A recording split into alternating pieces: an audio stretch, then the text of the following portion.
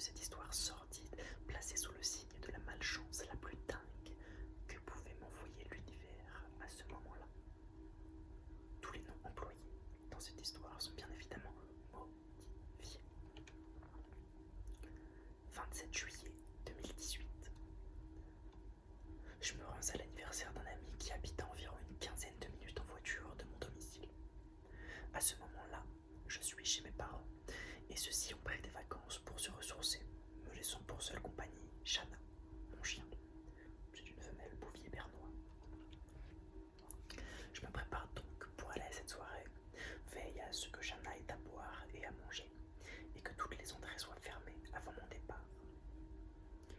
Sur le trajet, je m'arrête pour prendre mon ami Karl qui habitait à seulement 2 petits kilomètres de chez moi, soit 3 minutes, et ensemble, nous partons en direction de l'anniversaire de notre ami, Jean. Il doit être environ 19h quand nous arrivons chez Jean. Pour faire très simple, l'anniversaire se passe jusqu'à 21h et il réunit la plupart de nos amis d'enfance et de lycée. Au bas mot, nous sommes environ une douzaine. Nous passons la plupart du temps à fêter l'anniversaire de notre ami. Chose normale, me direz-vous, mais il faut aussi prendre en compte que ce sont des gens que je vois très rarement dans ma vie quotidienne. Généralement, nous nous voyons une fois tous les mois, lorsque les conditions sont favorables.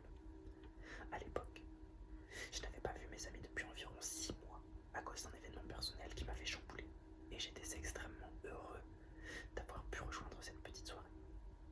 Les discussions s'enchaînaient de manière fluide, comme si nous nous étions vus la veille, et finalement, arrive la fin de la soirée. Du moins, c'est ce que je pensais. 21h. Mon ami Jean informe l'ensemble des invités qu'il souhaite continuer la soirée en allant manger quelque part. À cet instant-là, je suis vraiment très peu motivé par l'initiative, comme la plupart des autres invités, mais rapidement, nous consentons à faire un effort pour Jean. Après tout, c'est son anniversaire. Nous nous organisons donc pour faire le voyage à plusieurs et ne pas prendre 12 voitures différentes. La destination, un McDonald's, situé à environ 25 km de la maison de mon ami. Il doit habiter à la campagne. Bref, je décide de prendre ma voiture, de manière à ne pas avoir à compter sur quelqu'un d'autre pour me ramener chez moi, ne voulant pas laisser Shana enfermer trop longtemps. Karl et Edgar, un autre ami, décident de monter dans ma voiture et ensemble, nous nous rendons toutes et tous chez McDonald's. À cet instant précis, je n'ai vraiment aucune idée de l'heure. Je suis vraiment dans l'euphorie. Les mois précédents ont été particulièrement durs pour moi et m'avaient peu à peu forcé à me renfermer sur moi-même. Alors cette soirée, c'est du pain béni. Pain béni, pain béni, pain béni, pain béni, pain béni, pain béni, pain béni, pain béni. Le repas passe assez vite et Jean se lève de table, enjoué, et nous invite à le suivre jusqu'à une boîte de nuit qui cette fois n'est pas vraiment à côté. De notre position, la boîte de nuit se trouve à 30 km, soit 25 minutes de trajet. Sauf que je calcule rapidement dans ma tête par rapport à la maison de mes parents. 40 km, soit 32 minutes, sans compter que je dois ramener Karl. Pour moi, la décision est vite prise. Je n'irai pas à la boîte de nuit. Dans un premier temps, car ce n'est pas vraiment un endroit qui renferme des souvenirs agréables pour moi. Dans un second, car j'étais fatigué et que la perspective de faire un trajet assez long sur le retour ne m'enchantait pas, surtout qu'il faisait bien nuit. La plupart des gens semblent étonnés par mon choix, surtout Jean, qui insiste pour que je vienne, mais je n'ai vraiment pas envie d'y aller. N'étant pas non plus très en phase avec la proposition, Karl et Edgar décident de venir avec moi pour rentrer. Je suis dans ma voiture. Edgar est assis à la place passager et Karl, légèrement plus fatigué que nous autres, est allongé à l'arrière. Durant le trajet, Edgar, qui habitait dans le même endroit que Jean, décide que, pour m'économiser l'essence et ne pas me fatiguer, il dormira chez Karl et qu'ils verront demain pour s'organiser afin qu'il puisse rentrer chez lui. Le trajet se passe tranquillement. Nous racontons beaucoup de conneries, probablement à cause de la fatigue. L'ambiance à l'intérieur est plutôt calme.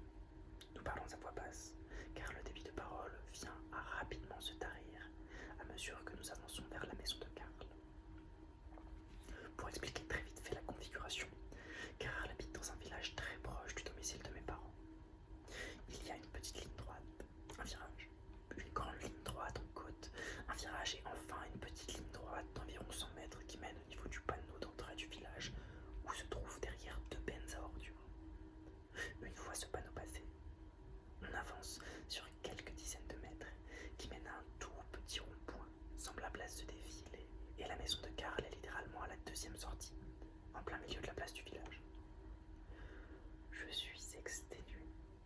sommes sur la dernière et grande ligne droite avant de prendre le virage qui mène au panneau d'entrée.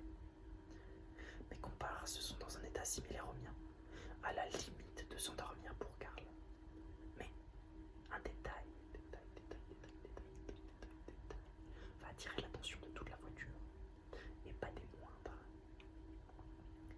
Je vois des phares briller après le virage, pas en position feu de croisement, mais bel et bien en position feu de route, donc qu'on voit de loin. M'engageant dans le virage, je commence à ralentir pour me mettre à 50 km/h et préparer mon entrée et le ralentisseur. Nous sortons du virage et nous faisons face à la voiture, immobile, sur le côté droit, donc sur notre côté.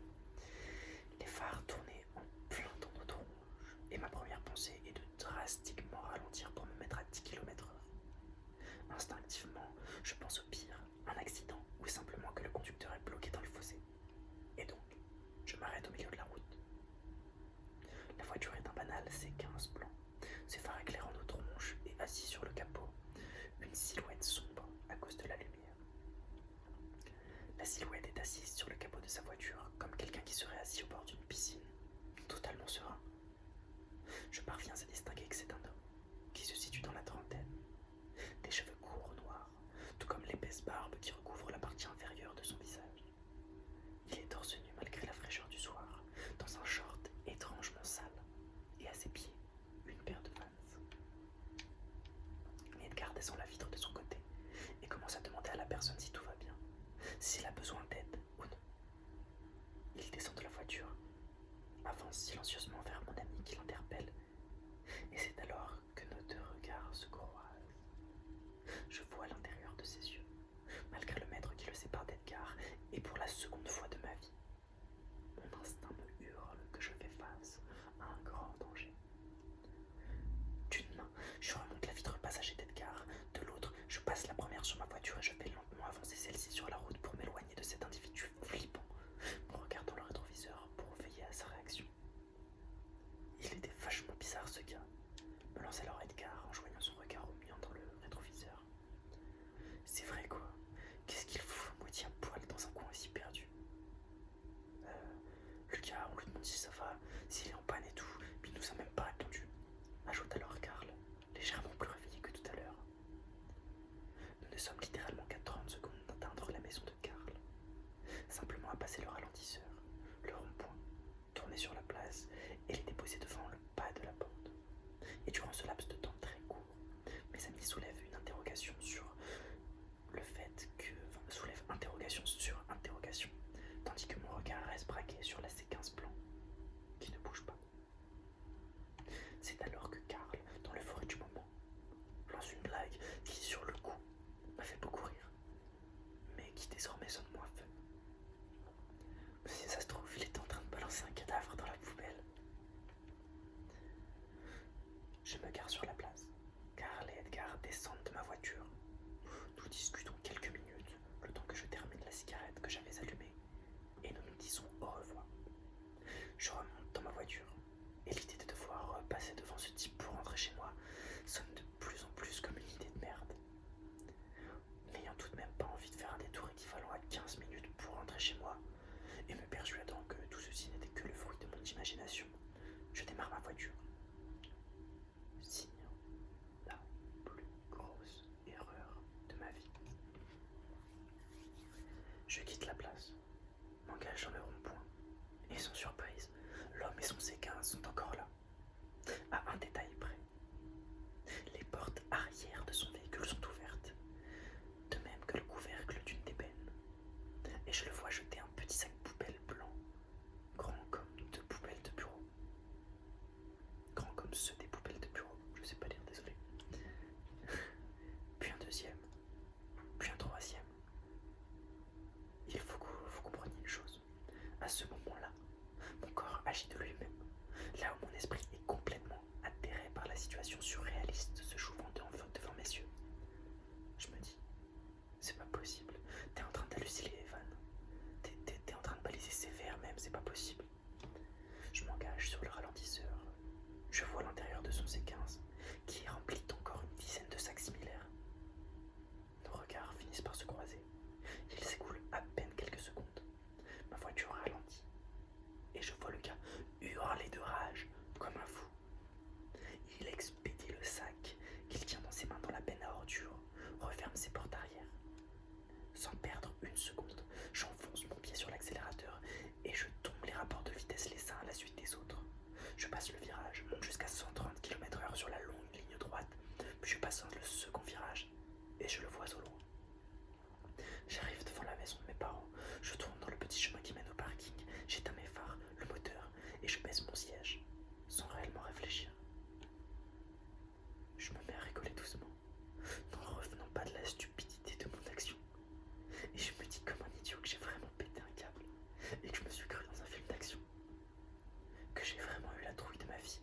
cause de la blague de Karl et qu'il aurait probablement rigolé en me voyant faire. Si ça se trouve, ce type était complètement ivre ou défoncé au cannabis. Enfin, il balançait des choses un peu illégales et il a juste voulu me faire flipper. Même si mon cerveau essayait de rationaliser en comblant le manque, mes tripes, elles, étaient formelles. Il y avait beaucoup trop de coïncidences pour que ce soit anodin. Il s'écoule alors une dizaine de secondes avant que je ne voie des phares pointés depuis le virage. Mais j'ai largement le temps d'attraper mon téléphone et de composer le numéro d'Edgar, que la voiture du gars arrive au niveau de la maison de mes parents. Petite précision, la ligne droite qui part de chez mes parents et que le gars allait emprunter s'il continuait sa route se termine en forme de Y. Le bas du Y étant la route menant au village et chez Karl. Les deux parties du haut du Y étant deux routes distinctes qui se rejoignent, bien que celle de gauche dispose d'un panneau stop. Je m'attendais vraiment à ce qu'il prenne la route de droite pour continuer tout droit. Mais au lieu de ça, il a non seulement pris la route de gauche, mais il s'en est servi pour faire demi-tour et s'arrêter au panneau stop. Je suis totalement tétanisé.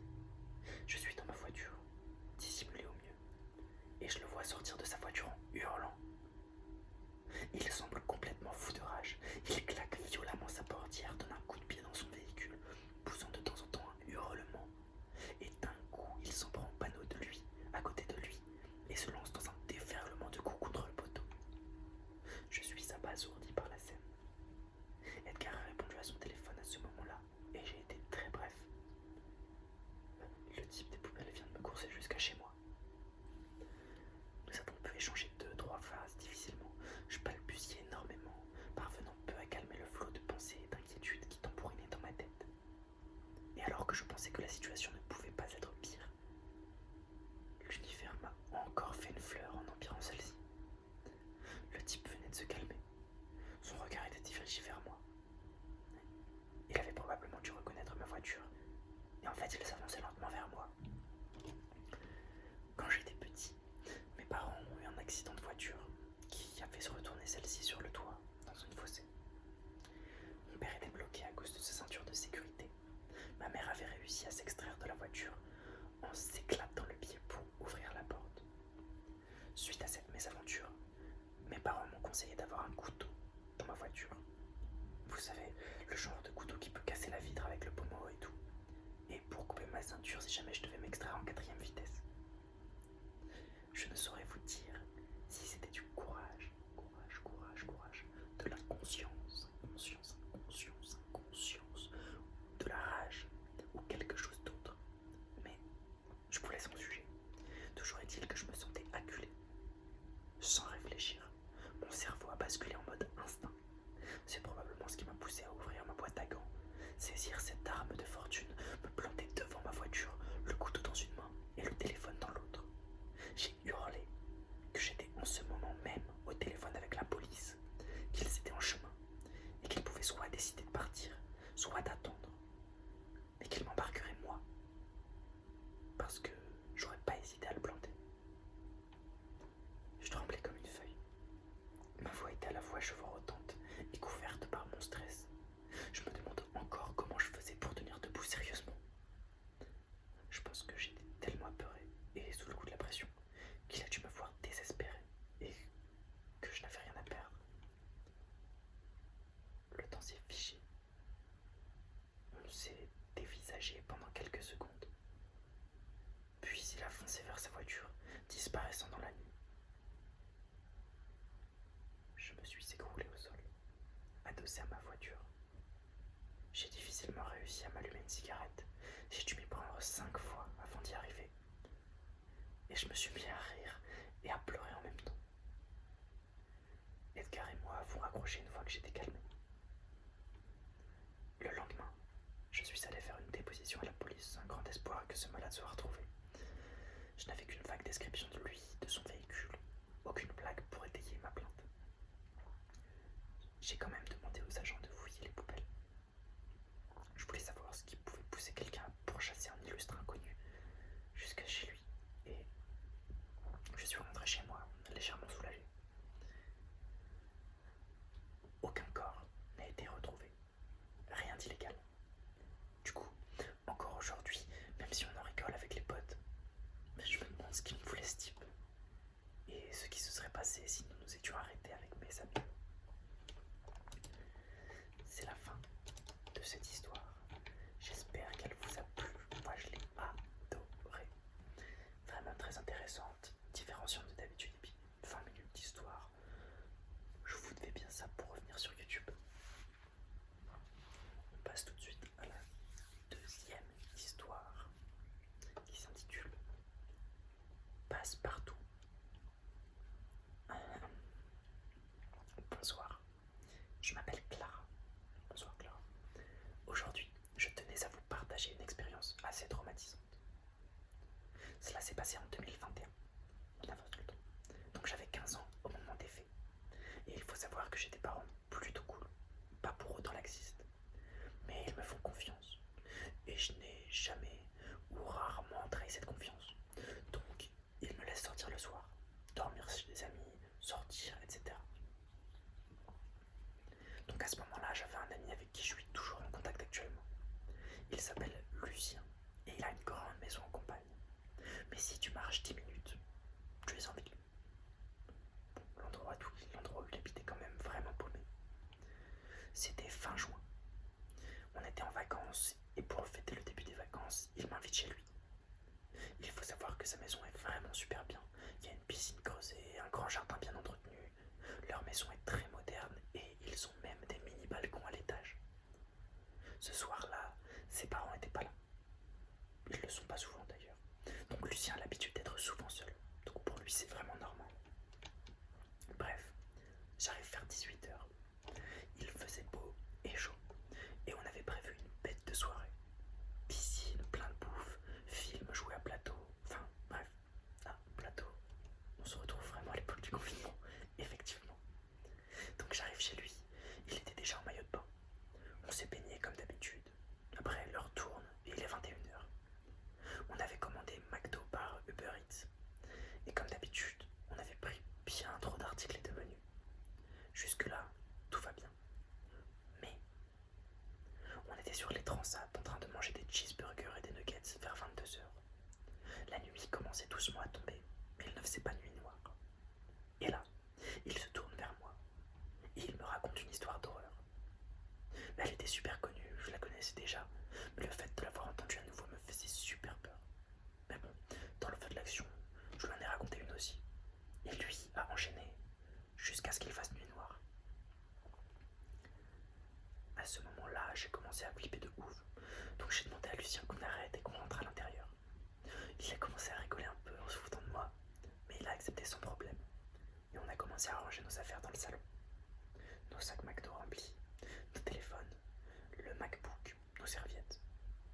Après, il a allumé la grande télé du salon et m'a laissé là le temps qu'il aille chercher un pull pour lui car il avait pas envie de rester torse nu. Il part. Et là, j'entends un bruit venant de derrière la fenêtre, derrière moi. Je me retourne et je vois très clairement la silhouette d'un mec collé à la vitre. J'ai hurlé et là Lucien arrive en courant. Il faut la même chose que moi et il commence à flipper aussi. Après il me dit qu'il faut absolument fermer toutes les portes de la maison et toutes les fenêtres. Mais j'avais trop peur d'y aller.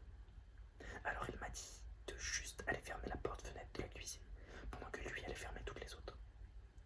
Alors je fonce dans la cuisine, je ferme la porte-fenêtre et du coin de l'œil, j'aperçois du mouvement vers la gauche. Le gars était là, au bout du couloir de la cuisine. J'ai à nouveau hurlé et le gars a commencé à courir dans les escaliers vers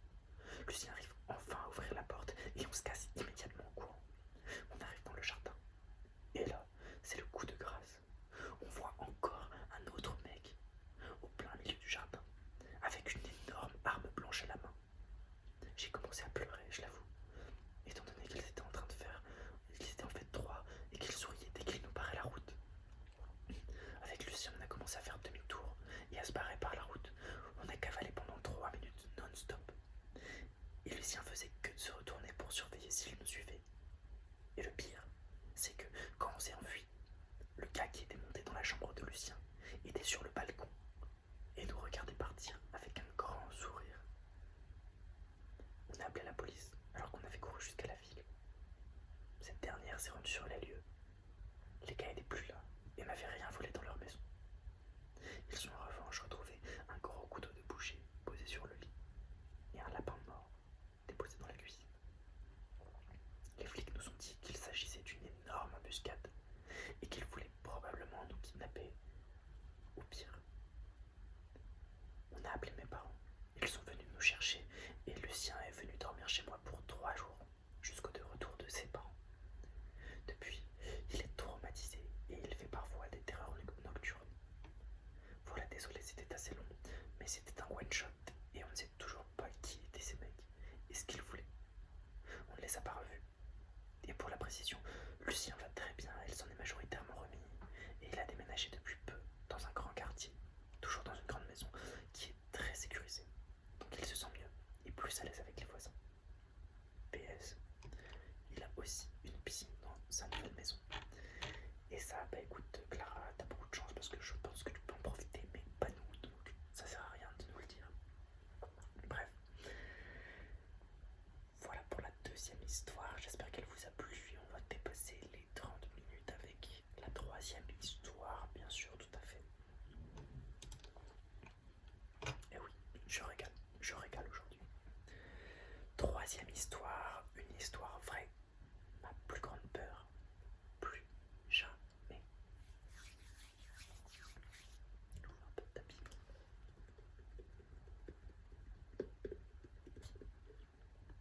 Bonsoir, mon nom est Juliane et je vais vous raconter une histoire qui m'est arrivée quand j'habitais dans ma ville natale.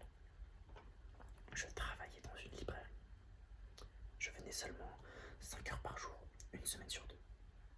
Pour tout le reste, c'était du 9h, 19h.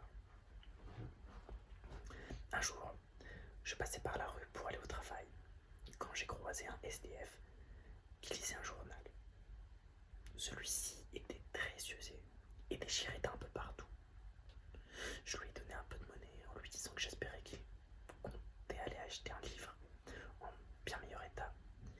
Et il me répond qu'il le fera juste pour moi. Je n'ai pas fait attention à sa remarque parce que j'étais en retard. À ce moment-là, j'aurais déjà pu me rendre compte. J'arrive au travail, je dépose mes affaires et je commence à classer des documents importants. Je sors du travail vers 14h30 pour rentrer travailler chez moi. Je passe par cette même rue et j'y croise de nouveau le SDF qui lisait un livre. Ce n'était pas un gros roman. Du coup, je me disais que depuis le temps que je lui avais donné la monnaie, il avait eu le temps de finir l'histoire. Je lui ai demandé si c'était le cas et il m'a répondu oui, en me souriant et en me disant que c'était une des meilleures histoires qu'il avait jamais lues. Je tiens à vous prévenir que j'ai une sorte de tic. C'est à chaque fois que quelqu'un me dit que quelque chose, mais j'ai besoin de vérifier si c'est vrai, mais vraiment dans l'immédiat. Alors j'ai commencé à lui poser des questions sur l'histoire, et je voyais bien qu'il n'arrivait pas à y répondre. Il m'a dit qu'il avait du mal à lire vu que ça faisait longtemps. Bon, après ça, je suis rentré chez moi et j'ai pensé à ce qu'il m'avait dit toute la nuit, ce qui m'a donné une idée, malheureusement. Le lendemain, je le recroise et je l'invite à m'accompagner à la librairie pour qu'il puisse se cultiver et savoir lire correctement. Il accepte et me dit ça mot pour mot. Merci, personne n'a jamais été gentil comme ça avec moi. Tu es vraiment une personne formidable, Juliane. À ce moment-là, je me suis figé. Comment savait-il mon nom alors que je ne lui avais jamais donné? Je me suis ensuite ressaisi en me disant que j'avais dû lui donner plus tôt sans me rendre compte. On arrive à la librairie et je le laisse de son côté, le temps que je travaille. Après seulement 1 heure de travail, une collègue m'appelle et me dit qu'il y a un vieil homme qui me cherche. Je vais le voir et lui demande ce qu'il veut. Il me dit qu'il a fini et qu'il sait lire correctement.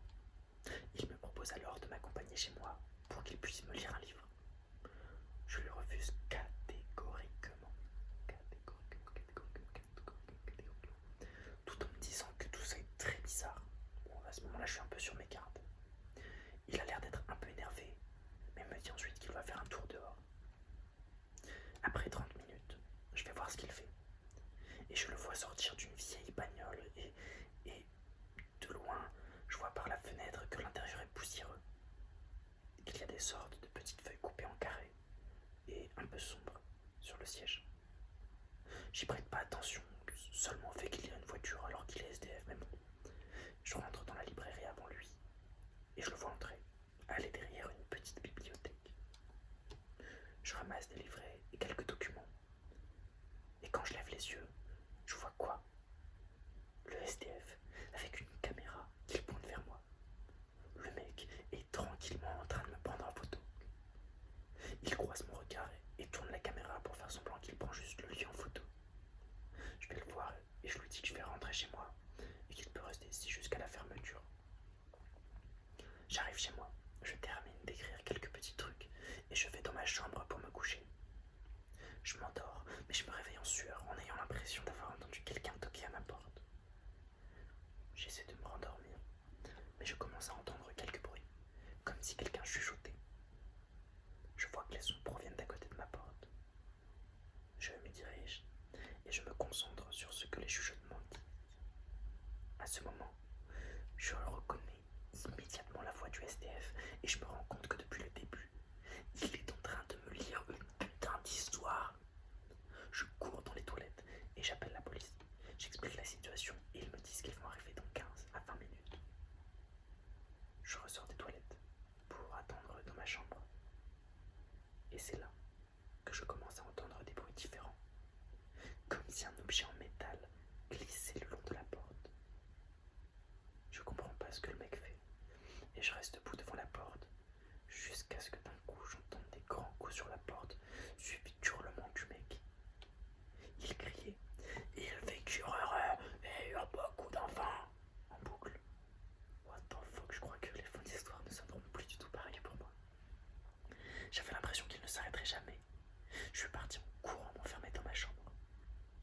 Environ 20 minutes plus tard, la police arrive et j'entends des personnes crier « Police, les mains en l'air !» et des gémissements. Ensuite, la police me dit qu'ils sont là et que tout va bien, qu'ils ont apporté le vieil homme. Et je leur ouvre la porte et ils me disent qu'ils comptent me rappeler s'il y a des nouvelles. 2 jours plus tard, ils me rappellent. Et devinez quoi? Le vieil homme n'était pas SDF. Il me suivait depuis bien plus longtemps que je ne le pensais. Le jour où il était devant chez moi, il avait ramené un couteau.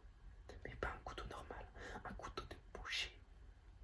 Ils ont fouillé sa voiture et ont trouvé des photos de moi, un rouleau de scotch, une ficelle ainsi qu'un carnet où il y avait noté mon adresse et une sorte de plan pour m'attraper.